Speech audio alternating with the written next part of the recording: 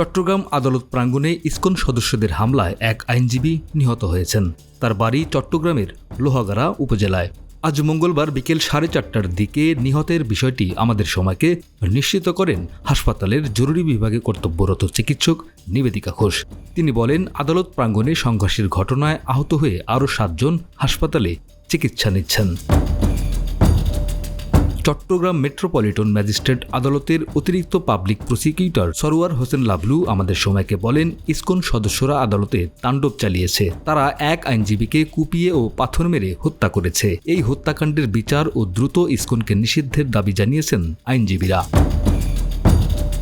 প্রত্যক্ষদর্শীরা জানান, জাতীয় পতাকার অবমাননার অভিযোগে রাষ্ট্রদ্রোহ মামলায় ইসকনের বহিষ্কৃত নেতা চিন্ময় কৃষ্ণ দাস ব্রহ্মচারীর জামিন নামঞ্জুর করে কারাগারে পাঠানোর নির্দেশ দেন আদালত। আজ দুপুর 12:15টার দিকে চট্টগ্রাম মেট্রোপলিটন ম্যাজিস্ট্রেট কাজী শরীফুল ইসলাম আদালত এই আদেশ দেন। শুনানির পর ইসকন নেতাকে বহনকারী পুলিশের প্রিজন ভ্যান 2.5 ঘণ্টা আটকে রেখে বিক্ষোভ করেন ইসকন সদস্যরা। পরে 2:45 পুলিশ টিয়ার গ্যাস ও সাউন্ড গ্রেনেড ছুড়ে তাদের ছত্রভঙ্গ করে দেয়। পরে ইসকন সদস্যরা বিভিন্ন গলিতে প্রবেশ করে ইটপাটকেল নিক্ষেপ শুরু করে। আদালতের কেন্দ্রীয় মসজিদের জানালার কাচ ভাঙচুর করার অভিযোগ করেন মুসল্লিরা। এছাড়া আইনজীবীদের 3টি প্রাইভেট কার ও 5টি মোটরসাইকেল ভাঙচুর করা হয়।